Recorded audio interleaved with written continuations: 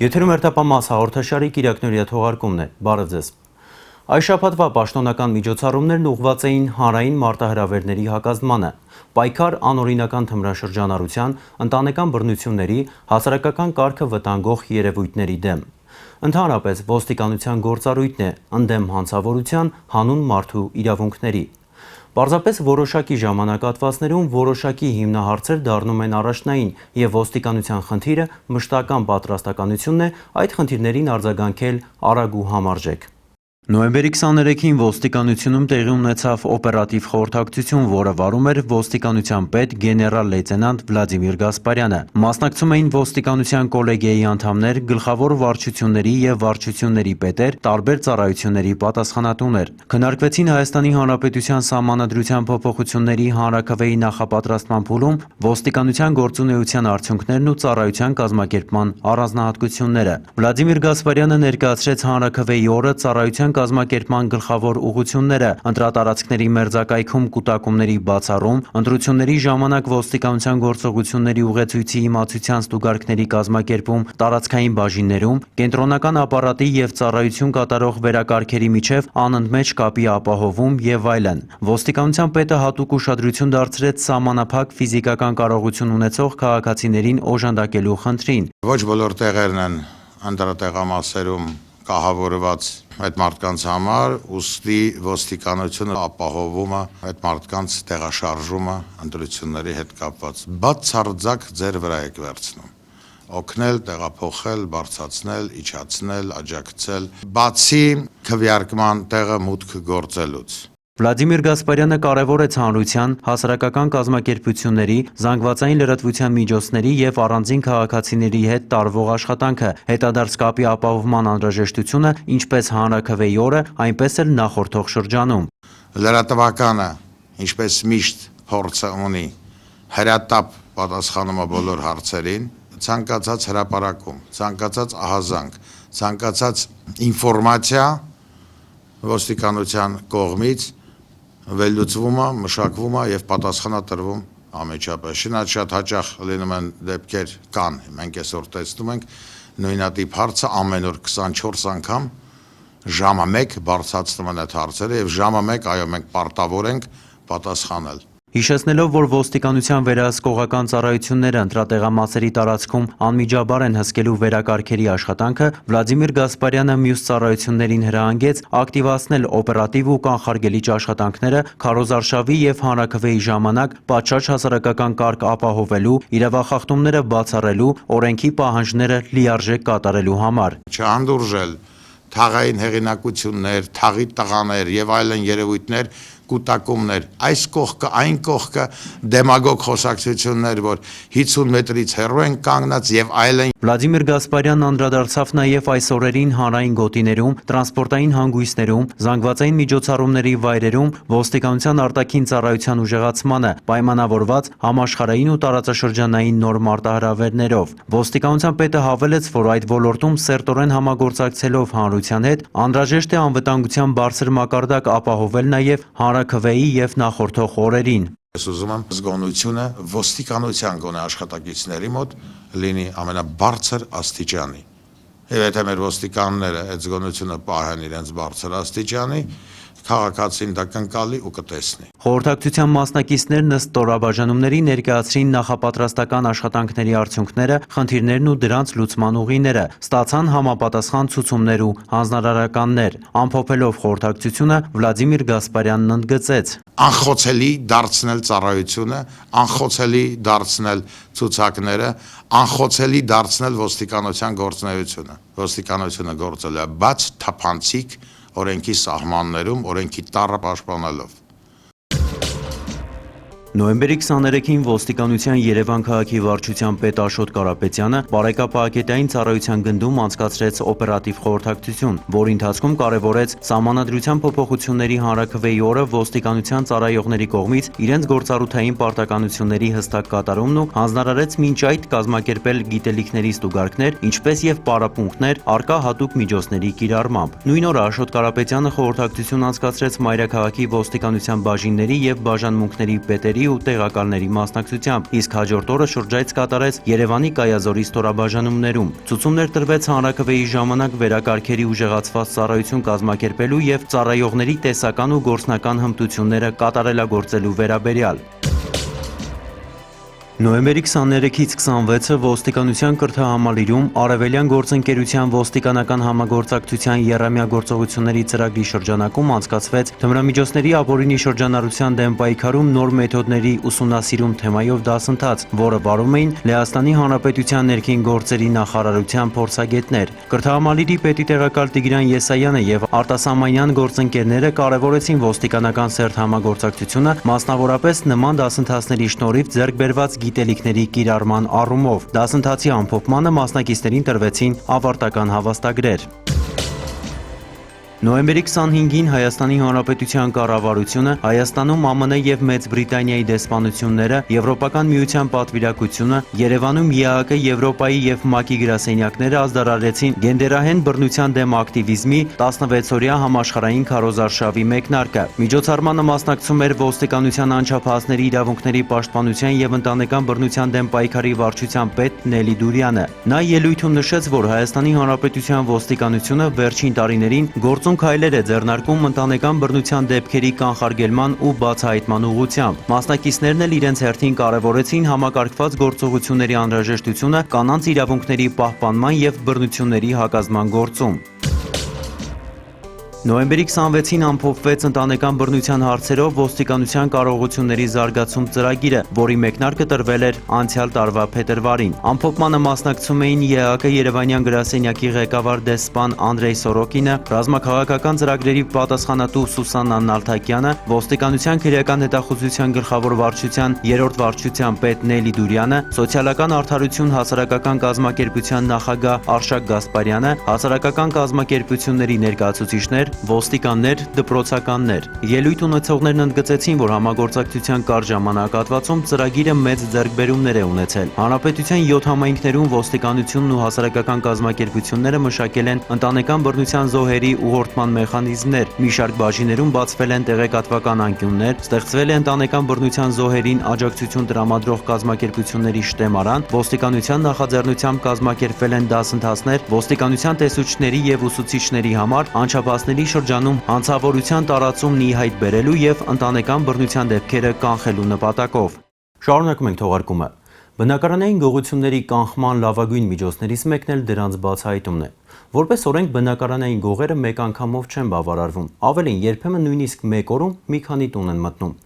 Այդպես էր եղել եւ այս անգամ, բայց օրվա մեջ երկրորդը մնաց որպես փորձ։ Նոյեմբերի 25-ին քաղաքացիների զգոնության, նաև ոստիկանների պրոֆեսիոնալ գործողությունների շնորհիվ կենտրոնի վարչական տարածքում բնակարանային գողության դեպք կանխվեց։ 40 անց մի տղամարդ օրը ցերեկով փորձել էր Խանջյան փողոցի մի բնակարանից գողություն կատարել։ Մտել էր շքամուտք, մոտեցել աչքադրած դռանը, մոտ է եղած գործիքներով կոտրել փականը, սակայն գործն ավարտին չէր հասցրել։ Ոստիկանության կենտրոնականի բաժնի քրեական հետախույզները իրացնելով ստացված տեղեկությունները եւ համագործակցելով ոստիկանության վետերանների հետ բռնել էին նրան։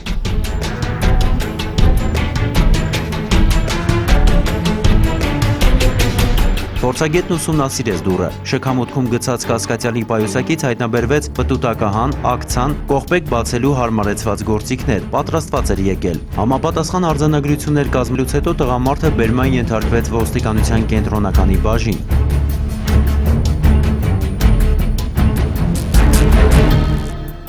Նորագյուղի բնակիչ Հրայր Սաֆարյանը տեսախցիկի առաջ խոսել չցանկացավ։ Փորձում էր թաքցնել դեմքը, բայց հերքել չէր կարող, այսպես ասած գործի վրա բռնվել էր։ Խուզարկությամբ Հրայր Սաֆարյանի մոտից հայտնաբերվեցին նաև ձեռնոցներ, թանկարժեք քարեր, ոսկեղեն փող։ Զարդերն ու դրամը նշված բնակարանից չէին, իսկ իրենն էին թե ոչ, հարկավոր էր պարզել։ Բաժնում տարված բացատրական աշխատանքների արդյունքում Հրայր Սաֆարյանը խոստովանեց, որ իր մոտից անձնական խուզարկությամբ հայտնաբերված մատանին եւ թանկարժեք քարերը գողացել է Շենգավիթ վարչական շրջանում գտնվող բնակարաններից մեկից։ 2018 թ. Քննչական փորձառության ընթացքում Սաֆարյանը մատնացույց արեց գողության թիրախ բնակարանն ու պատմեց դեպքի մանրամասները։ Նրա ասելով գողությունը կատարել էր նույն օրը, կեսօրն անց, նախորդ դեպքից անմիջապես առաջ։ Տուն էր մտել տեխնիկական միջոցների գործադրմամբ մուտքի դուռը ջարդելու միջոցով, ինչպես եւ նախորդ դեպքում, այստեղ էլ հաջողությունն ուղեկցել էր նրան ընդամենը գողության ընթացքում, քանզի վայելել ձեռք գցածը նա այդպես էլ չկարողացավ։ Դեպքի առթիվ հարուցվել է քրեական գործ, քննությունը շարունակվում է։ Բնակարանային գողությունների մի շարք էլ օրերս բացահայտեցին Արտաշատի քրեական հետախույզները։ Նույն մարդկանց ձեռքի գործներ ու կարելի է միայն ենթադրել, թե էլի քանի նմանատիպ գողություն կգրանցվեր, եթե կասկածյալները մնային ազատության մեջ։ Արարատի մարզի Գետազատ եւ Վերին գյուղերում այս աշուն արդեն 5-րդ բնակարանային գողություններ կատարվում։ Դռները փակ տներ չէին, բնակեցված էին։ Նույնիսկ տպավորությունն այնպիսին էր, ասես գողերը գիտեին, թե ում տուն են մտնում եւ ինչու։ Առաջին դեպքը ոստիկանության Արտաշատի բաժնում գրանցվեց սեպտեմբերի 9-ին։ Գետազատ գյուղի տներից մեկի հետնամասով անհայտ անձը կամ գուցե անձինք բակ էին մտել, բարձրացել երկրորդ հարկ, բացել դուռն ու հափշտակել ոսկյա զարդեր 2050 եվրո եւ հեռացել։ Վնասի չափը մոտ 2.280.000 դրամ էր։ Տանտերը ոստիկաններին ցույց տվեց, թե որտեղից են գողացել փողն ու զարդերը։ Տնից ընդամենը մի քանի ժամ էին բացակայել։ Մենք գնացել ենք հորոպոր Սղոտունը։ Այս գոմերի մոտն են ապրում իրանք։ Այնտեղից հետ եկանք մի հատ Ժիգուլի կանատեր ճամփին։ Բայց ուշադիր չէր եղել, չէր մտապահել համարները։ Ֆրանսիա եկա, դուրը բացի մտա, մեկը տեսա տունս թարամած։ Հարևանների հետ ունեցած հարցուփորձից էլ ոչինչ չպարզվեց։ Ոչ մեքենա էին տեսել, ոչ էլ կասկածելի որևէ մեկին։ Հոկտեմբերի 7-ին բաժնում հնչեց երկրորդ ահազանգը։ Դուժողը Վերին դվինից էր։ Ինչ որ մեկը, որ հավանաբար տեղյակ էր, որ տանը մարդ չկա, բարձրացել էր տանիք, իջել բակ, տեսել էր դուռը կողպված չէ, ներս էր մտել ու հափշտակել 950.000 դրամ եւ 1.500.000 դրամի ոսկեղեն։ Իրիկու նշան տրեքից եկանք, տեսանք տան լուսերը վառեր, մտաներս տեսա, որ տունը սաղ թափրտած էր։ Նույն գյուղում օրեր անց կատարվեց 3-րդ բնակարանային գողությունը։ Այս անգամ ննջասենյակի պատուհանով էին մտել եւ անկողնու տակից գողացել 300.000 դրամ։ Նայեցի վերև, տեսա լրիվ գարդիրովա տեղաշորա, ինչ որ կարտան մեջ լրիվ գետին եղե։ Հաջորդ բնակարանային գողությունը նույն եղանակով նոյեմբերի 8-ին Գետազատ գյուղում էր եղել։ Կրկին ննջարանի պատուհանով էին մտել, ումի սենյակից հափշտակել 50.000 դրամ եւ 750 եվրո, մյուսից 1.416.000 դրամի ոսկյա զարդեր։ Ոստիկանները նորային հաղորդում վերցրել տուժողներից, երբ հնչեց բնակարանային գողության 5-րդ ահազանգը, դարձյալ Գետազատից։ Տան հետնամասով մոտեցել էին ննջարանի պատուհանին, պտուտակահանով բացել, մտել տուն ու զգեստապահարանից գողացել 370.000 դրամի ոսկյա զարդեր։ Թանկարժեք այլ իրեր կային, հեռուստացույց, համակարգիչ, սակայն հափշտակել էին միայն ոսկին։ Իշխոր նկավ խառնիցի տեղը, ասին մրտել են շիկոյես տունը լարի թալանի տարել են, 11-անց կես, հա։ Նոր մենք հետ եկանք մեր տունը, այտենց վազերը դուրը բացեց, այդ զալի դուրը, այտենց որ չտեսանք, դրները բաց լրիվ գետին է, լրիվ ավիրված։ Օպերատիվ խորհրդակցության ժամանակ վերլուծելով դեպքերը ոստիկանության Արտաշատի բաժնի ծառայողները փորձում էին հասկանալ ինչով էին իրարից տարբեր եւ ինչ ընդհանրություններ ունեին գողությունները։ Ցույցում տրվեց ուժեղացնել քրեական հետախուզության եւ համայնքային ոստիկանության բաժանմունքների համագործակցությունը, օպերատիվ իրավիճակին տիրապետելու համար ակտիվացնել շփումները գյուղացիների հետ։ 5 բնակարանային գողություններն էլ նույն ձեռագիրն ունեին, բայց դա մեկ մարդու ձեռքի գործ չէր։ Մտել էին հիմնականում պատուհանով, գողացել բացառապես փող ու ոսկի, մի ընդհանրություն էլ կար։ Դուժողներից 3-ն այդ օրերին հարսանիքի կամ նշանադրության էին եղել։ Հավաստի աղբյուրներից տեղեկություններ էինք ստացել, որ Գետազատ գյուղից ոմն Անդրանիկը իր հանցակից ընկերների Գրիգորի Գևորգի եւ Արտյոմի հետ բնակարաններից կատարում են գողություններ։ Վերին գյուղի բնակարանային գողություններից մեկի տուժողը հայտնեց, որ իրենց տանից բացակայելու վերաբերյալ համագյուղացիներից բացի տեղյակ են եղել նաև Այգեստան գյուղից Գրիգոր Եղիազարյանը եւ Գևորգ Եփրեմյանը, որոնք նախորդ օրերին իրենց տանը կատարել են բերքահավաքի աշխատանքներ։ Նրանք վերման ենթարկվեցին ոստիկանության Արտաշատի բաժին։ Բաժնում Գրիգոր Եղիազարյանը, Գևորգ Եփրեմյանը, Անդրանիկ Գասպարյանը եւ Արտյոմ Հովսեփյանը խոստովանական բացատրություն տվեցին։ Անդոյի հետ մենք ոտքով իջել Կանչել ենք բնակարանը ցույցատվել, այնք այդ խաչմերուկի մոտ սպասել է, ես հայատի կողմից մտել եմ ներս։ Տես մի 15 րոպեա քաշել, ասենք փող ոսկի գողացել դուրս եմ եկել ենք մեքենայի մեջ կիսվել ենք, ու դրանից մի որոշ ժամանակ անց, մի քանի օր անց, ես Արտյոմիկը, Անդոն մեկ էլ Գևորը, ես մտել եմ ներս, փող ոսկի վերցրել եմ դուրս եմ եկել։ Այդպես գնացինք մյուս բնակարանը։ Անդրանիկն ու Արտյոմը ոչ միայն գիտեին, որ նոյեմբերի 8-ին գետազատում հարսանիք կա, այլև մասնակցել էին քեֆին։ Egireren navodgato, egir ignorçisten bayrer. Taran ya. Գրիգոր Եղիազարյանը նախկինում գողության համար դատապարտվել էր, փորձ ուներ, անկախ նրանից ընկերներով էին եղել թե ոչ, տներն ինքն էր մտել, մյուսները սպասել էին դրսում, հսկել։ Քննչական փորձառության ժամանակ Եղիազարյանը ոչ միայն ցույց տվեց, թե որտուն ինչպես է մտել, այլև ներկայացրեց Երևանի Խորենացու փողոցում գործող ոսկու շուկայում եւ վերնիսաժում ինչպես է վաճառել ոսկին, որ տարադրամի փոխանակման կետում փոխանակել փողը։ Ես մեր ոստիկանությունը շատ շնորհակալ եմ, որ միջոցներ ձեռարան, գիշեր ու ցերեկ մեկ արեցին, աշխատեցին, գտան գողին։ Որ բացահայտին արդեն այդ վախը ոնց որ մեր մեջից դուրս եկավ, ես քշեր չեմ կարող, տան մեջ կնեիմ աղբյուր ջան։ Դեպքերի արդիվ հարուցված քրեական գործի նախաքննությունը շարունակվում է։ Արցախյան պատերազմի տարիներին ոստիկանության աշխատակիցների գործունեության մասին խոսելիս հաճախ ենք ասում։ Նրանք պայքարում էին արտաքին ու ներքին թշնամու դեմ, եւ հենց այդպես էր, ու ներքին թշնամին ազգություն չուներ։ Ցավոք, երկու ճակատում էլ զոհեր եղան։ Շիրակի մարզի Լուսակերտ գյուղում ենք ծառայողական պարտականությունները կատարելիս զոհված ոստիկան Ռոստոմ Կարապետյանի տանը։ Միլիցիայի ավագ սերժանտ Ռոստոմ Կարապետյանը զոհվեց 1991 թվականի հուլիսի 23-ին, Լենինականի ներքին գործերի վարչության պարեկապահակետային ծառայության վաշտում էր ծառայում։ Այդ օրը ծառայությունն ավարտել պատրաստվում էր գյուղ, տուն գնալ, երբ վազելով մոտեցած քաղաքացին հայտնեց, որ մոտակա ռեստորանում հաճախորդներից մեկը կռիվ է անում։ Ռոստոմը շտապեց ռեստորան, ներսում իրարանցում էր, չէր հասցրել առաջանալ, երբ հանցագործի դանակը խոցեց նրան։ Դանակահորողը փախավ, իսկ բժիշկները ոստիկանի կյանքը փրկել չկարողացան։ Ձեռնարկված օպերատիվ հետախուզական միջոցառումների արդյունքում հանցագործը հայտնաբերվեց, խոստովանեց, դանակահարել էր, որովհետև դիմացինը միլիցիայի համազգեստով էր։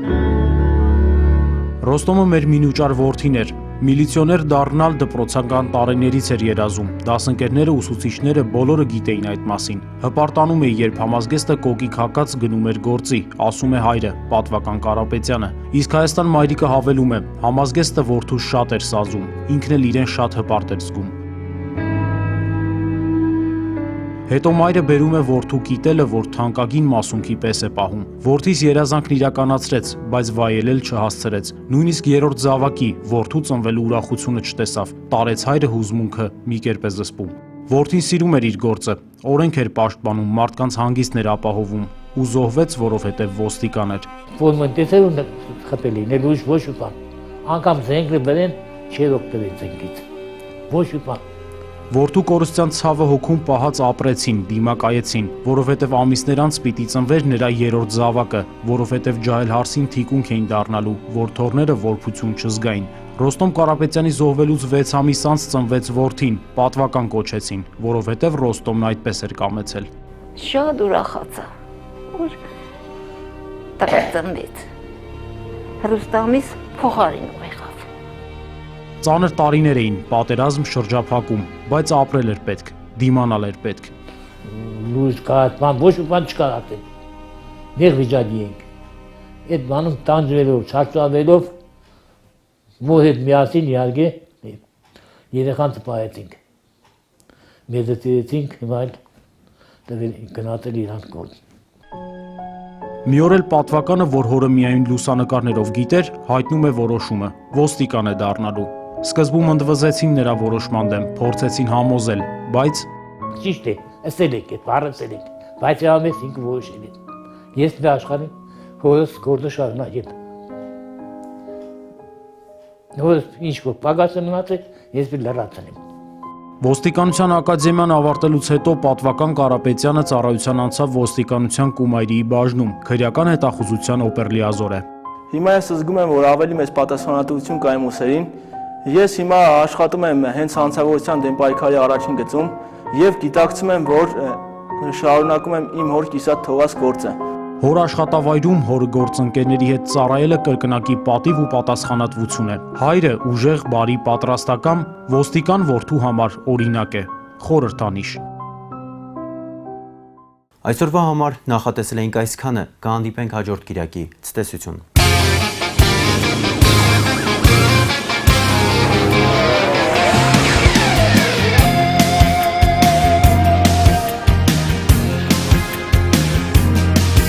Քայլար քայլ դու կպարտ ու վստահ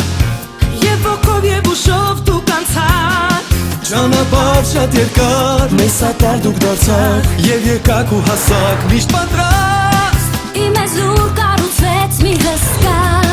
Մի բանակ որ պատրաստ է անմար Պատմություններով ժամանքին աննկար Եվ հույսի հավատի մեզ պաշտպան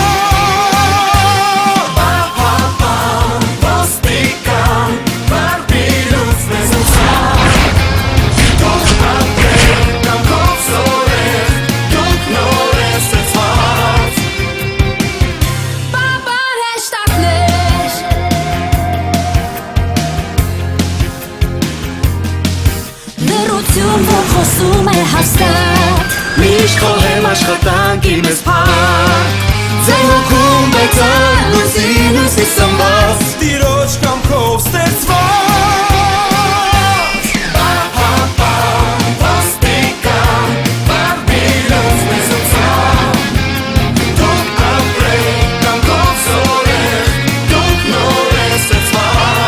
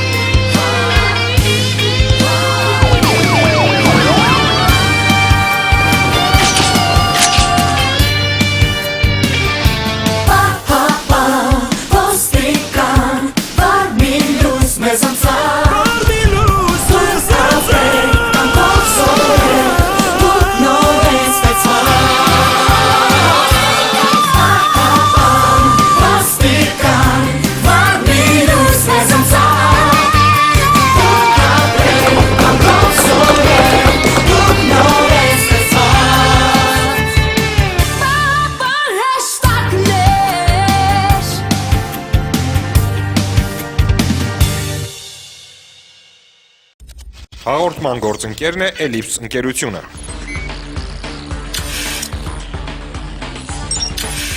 Էլիպս 20 տարուց ավելի անվտանգության համակարգերի ոլորտի առաջատարը Հայաստանում։